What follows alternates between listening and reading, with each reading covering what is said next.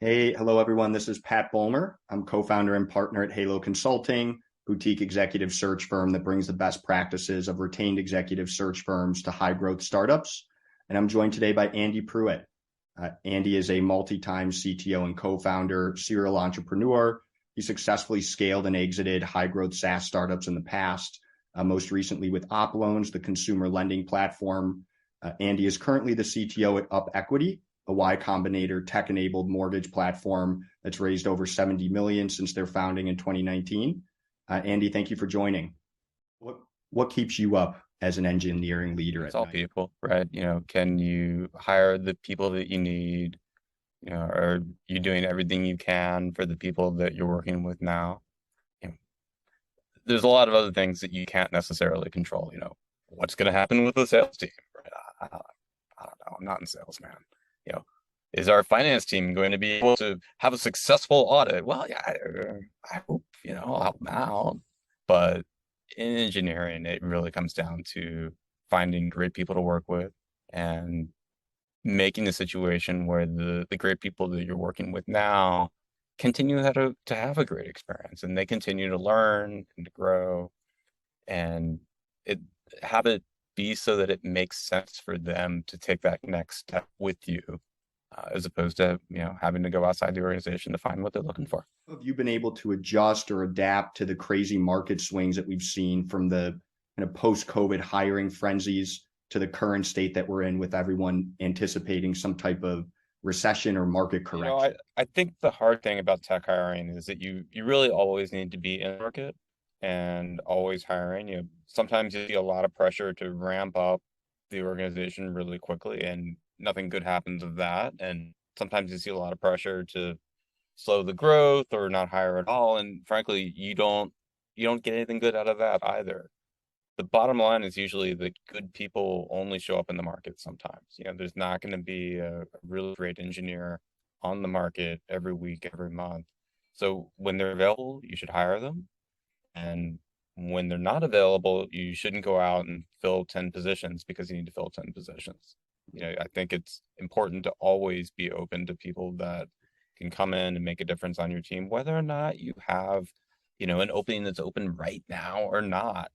The other thing that in tech is that turnover happens. It's a fact of life. If you look at the resumes you're getting and you see that most people are spending, a year and a half, 2 years at a position and then moving on, well, why do you think you're going to be any different from that?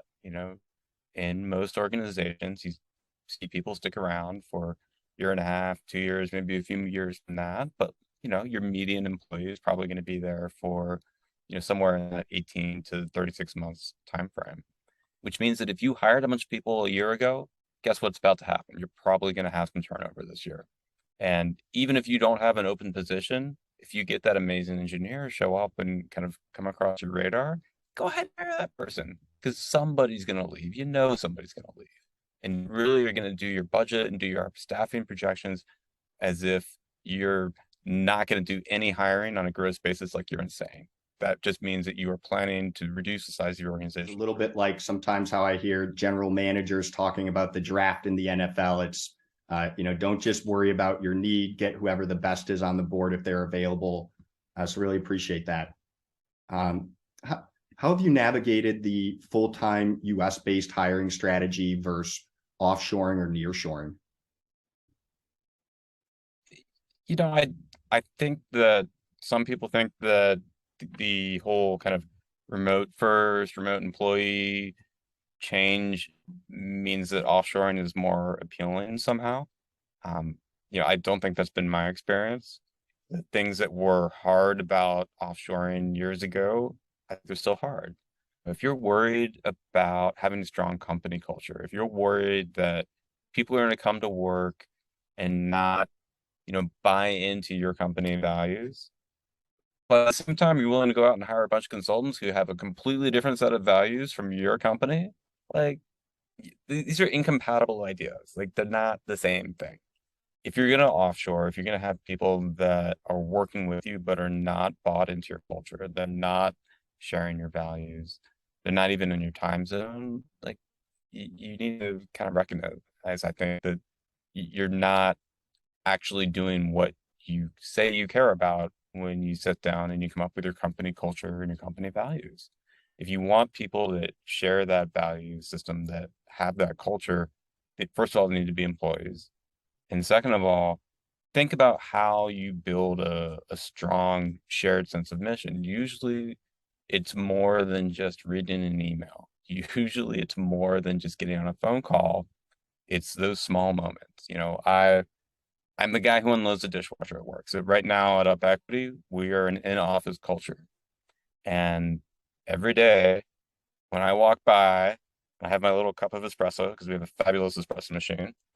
It's a Rancilio, in case you're curious. I finish my espresso, I go over to the espresso machine, and the dishwasher there is full. I say, "Oh, it's full and it's clean." You know what I do? I empty the dishwasher. I put all of the clean stuff away, and I'm, quote unquote, an executive of the company, the CTO, the blah blah blah blah blah, the guy who goes out and does like podcast interviews and stuff. But here I am, I'm unloading the dishwasher, right? Like that is a company culture. That is a way to communicate values that says there's no job around here that you're too good to do. If you see that there's a problem with the customer, you're going to stop and fix it. If you see the dishwasher is full, you can stop and unload it, right? Like, how do you do that on a Zoom call? I have no idea. I've never been able to do that. And in the past, when I've had organizations where we hired people remotely, we've, I think, had some culture, but I think we've had problems retaining those people in the long term. And there's just not the same level of interaction that you get. Like they're never going to see you unload the dishwasher. Really insightful. I don't think a lot of companies take culture or values into consideration that often when they make those decisions about onshore, offshore, full-time, part-time. So really appreciate that insight, especially from the chief dishwashing officer. But I have to say, I'm actually really quite part-time pro. And I think that there is something kind of busted about our kind of corporate culture where we don't advertise corporate jobs as being part-time. And, I have a few times now had people who were part-time employees, and it was fabulous. It was excellent for the employer. It was excellent for the employee. And if I could do more and more of that, I absolutely would. If you're watching this right now and you're interested in part-time employment, get in touch. Like there's a lot of times in your life where it just doesn't make sense to work full time. Maybe you've got little kids at home, you do pick up every day at 3 o'clock, and you're like, I could work 4 hours a day, I could work 6 hours a day, I could time shift with my partner a little bit and make that work out. And like, I don't even know how you find jobs like that.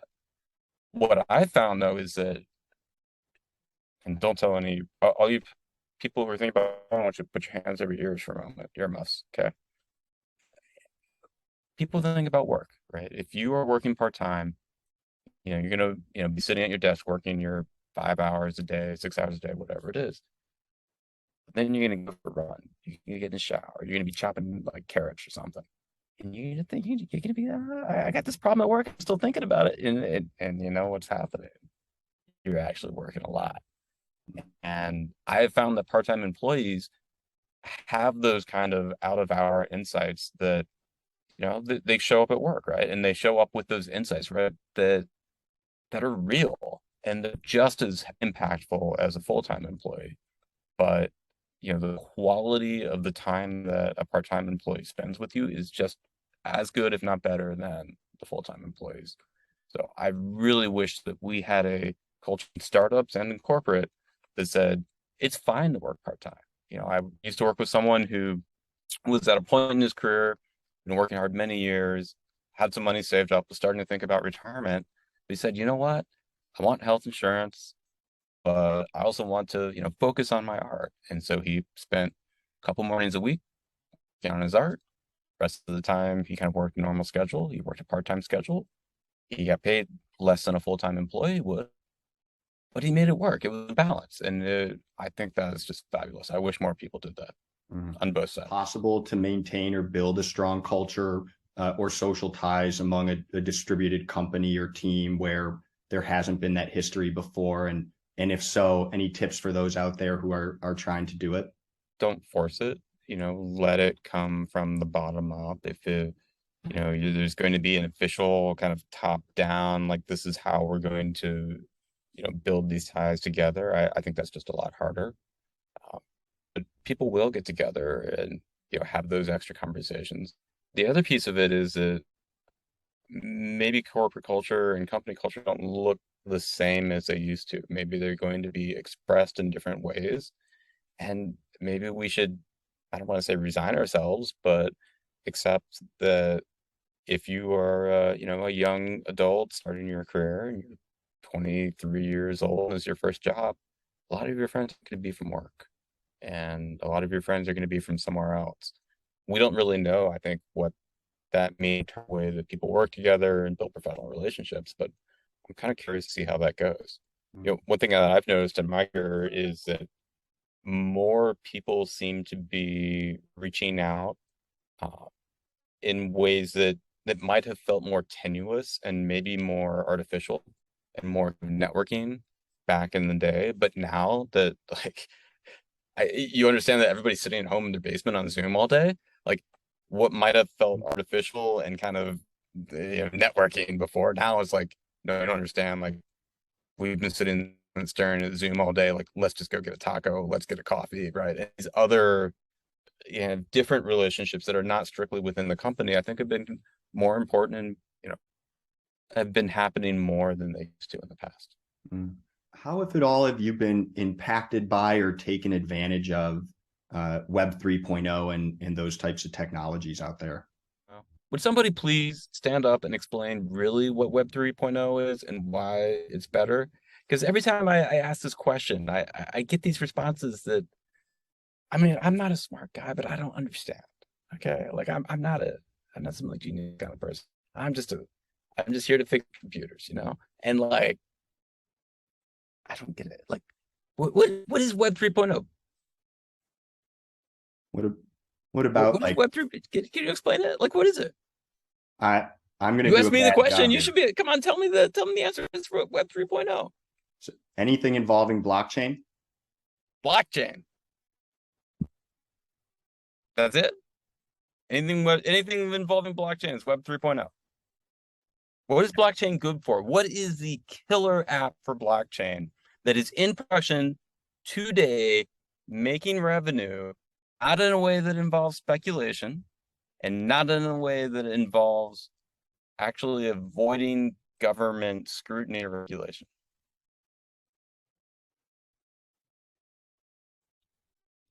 What about as like a way to store data more securely, or the value from like a point of origin perspective? Really? I mean, there's a lot of places to put data pretty secure these days. I don't think we need a blockchain for that. And then it's I'm not hearing of companies doing this and like, I mean, maybe I'm wrong. Hopefully somebody will reach out to me after this and like have a conversation with me and say, like, Andy, Billy, you just not plugged in. But honestly, I think a lot of people don't understand how useful it is and how value providing it is to have a central authority. When you argue that it's better when everything is distributed, like I don't agree actually.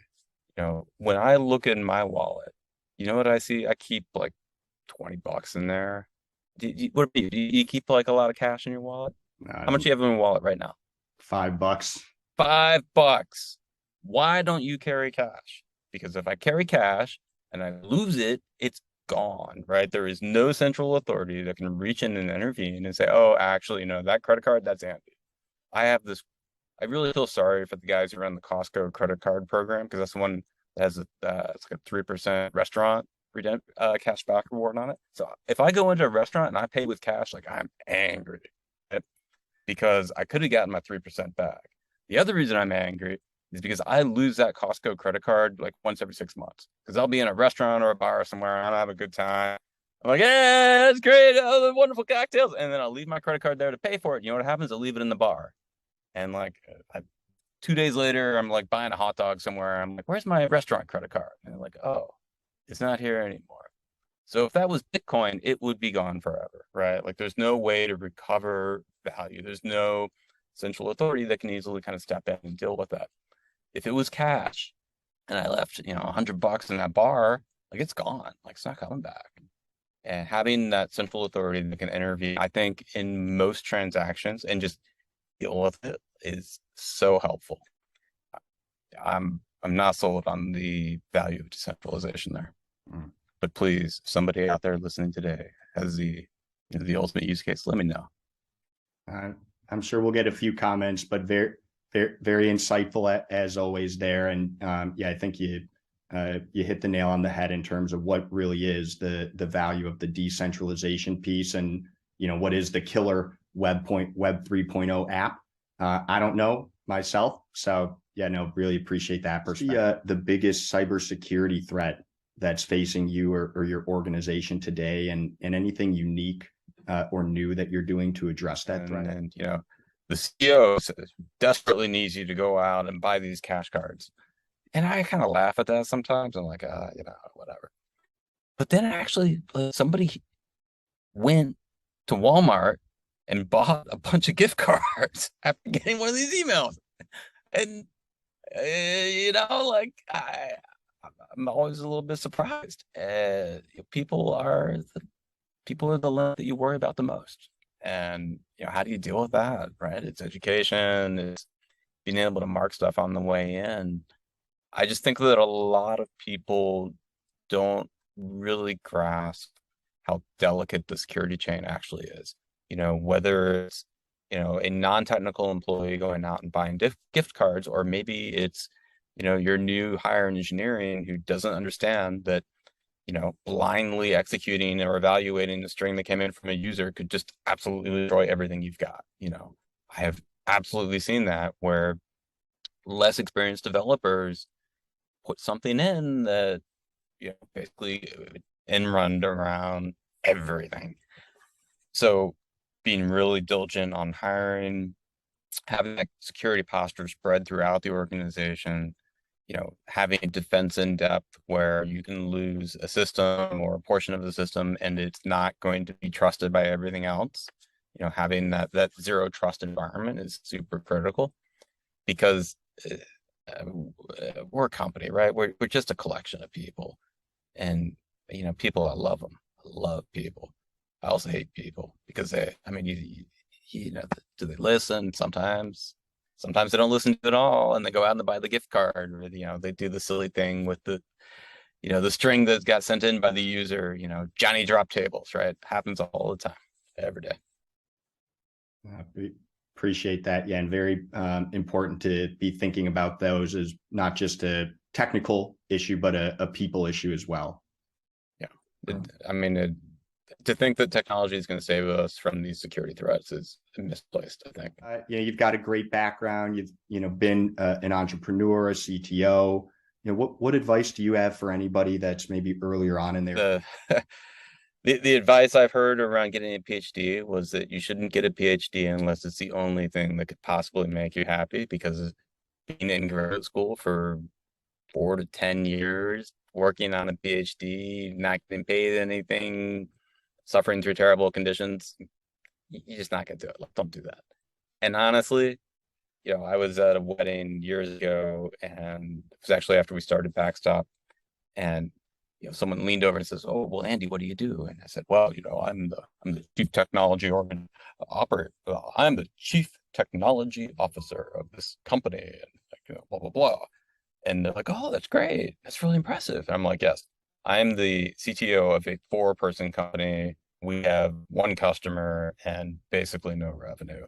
We're just a small business, And I think a lot of people don't get that. The startups are small businesses, and sometimes they're fast growing small businesses, and that they spend a lot of money to hire people, but it doesn't mean that the revenue is there. Doesn't mean it's a real business. Doesn't mean it's ever going to be successful.